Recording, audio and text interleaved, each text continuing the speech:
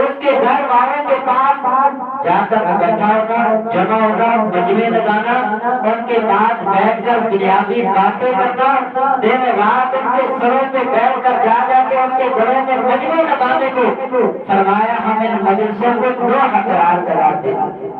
اور نبی کریم صلی اللہ علیہ وسلم نے نوح کرنے والی عورتوں پر، کھینچنے والی عورتوں پر اللہ کی مقبول پیغمبر نے لعنت فرمائی۔ یہ اللہ کے مقبول پیغمبر کے صحابی جریر بن عبداللہ رضی اللہ تعالیٰ عنہ کہ ہم جب کسی کے گھر پہ پہنچتی تھی، اس کا جنازہ دفن کرنے کے بعد اس کے گھر میں مجمع لگانا، جمع ہونا، ان باتوں کو ہم نوح قرار دیتے تھے اور نوح کرنے والوں پر اللہ کے مقبول پیغمبر نے لعنت فرمائی۔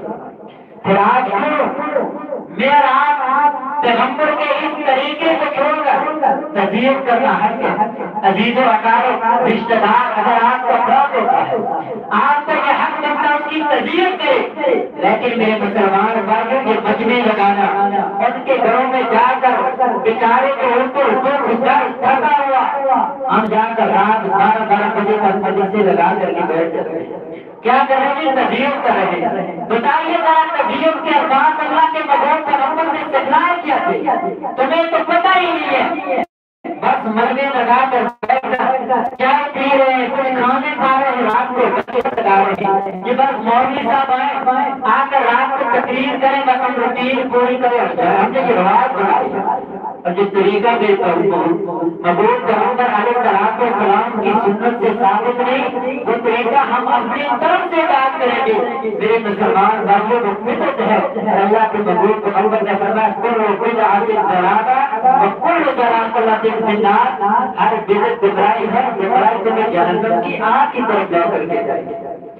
اللہ کے مقبول پیغمبر نے فرمایا کل قیامت کے دن جس انسان کو میرے ہاتھ میں پانی پینا بھی نصیب نہیں ہوگا، تو گویا یہ سوال یہ کسی کے گھر میں میت اگر جنازہ ہوتا ہے، بجائے تذیب کرنے کے دن رات ان کے گھروں میں جا کر مجمع لگا کر گپ شپ کرتے رہتے ہیں۔ یہ رواج بھی یہ طریقہ اللہ کے مقبول پیغمبر علیہ السلام کی سنت سے ثابت نہیں۔ اور جو طریقہ اللہ کے مقبول پیغمبر سے ثابت نہ ہو، اپنی طرف سے کریں گے تو گمراہی ہے، اور گمراہی کو بھی کل قیامت کے دن جہنم کی آگ کی طرف لے کر کے جائے گی۔ یہ رسومات جو آج ہماری زمین کے اندر، ہماری سرزمین کے اندر، ہمارے علاقے میں پائی جاتی ہے۔ اسی طرح شادی بیاہ کے اندر رسومات عیدوں میں پائی جاتی ہے۔ آج وہ ہمارے گھروں کے اندر، آج مسلمانوں کے اندر، اور ہم سمجھے کہ کون سا روزانہ شادیاں ہوتی، کون سا روزانہ منگنیاں ہوتی، کرتے تھے کہ بچوں کی شوق پوری کر دی، تو بچوں کی شوق کی حاصل پیغمبر کے طریقے اور سنت کو چھوڑے گا، اللہ اس کے رسول کی نافرمانی کرے گا۔ آئیے میرے مسلمان بھائیو، رسول اللہ صلی اللہ علیہ وسلم کا ایک طرف ہماری شادی بیاہ کا طریقہ، دوسری طرف اللہ کے مقبول پیغمبر علیہ السلام کی شادی بیاہ کا طریقہ دیکھا۔ اور پھر کہنا میں مسلمان ہوں، میں بڑا نمازی ہوں، بڑا غازی ہوں۔ نبی کریم صلی اللہ علیہ وسلم کا شادی کا طریقہ کیا تھا؟ بہت ہی نہایت آسان سادہ کا طریقہ ہے۔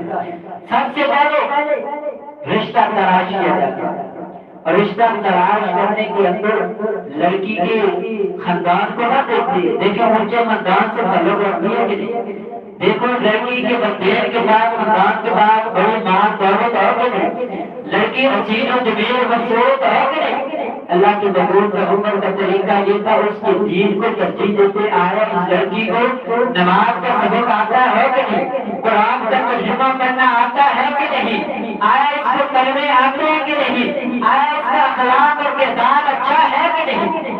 اس طریقے کو دیکھ کر رشتہ ڈھونڈا جاتا ہے۔ اللہ کے مقبول پیغمبر علیہ السلام کی صحابی صحیح بخاری کی روایت کتاب النکاح ہے، اس کے اندر اسلامی نکاح کا طریقہ دیکھا۔ حضرت عبدالرحمن بن عوف رضی اللہ تعالیٰ عنہ ہجرت کر کے مدینہ تشریف لائے۔ نبی کریم صلی اللہ علیہ وسلم نے فرمایا انسان صحابہ سے انسان کا مانی مدد کرنا، اور مہاجر وہ تھے جو ہجرت کر کے آئے تھے۔ اللہ کے مقبول پیغمبر علیہ السلام نے فرمایا انسان کہ اگر تم اپنے مہاجر بھائیوں کے ساتھ تعاون کرو تو سب کو گھر بار بیوی بچے مال شہر سب کو کر دیا ہے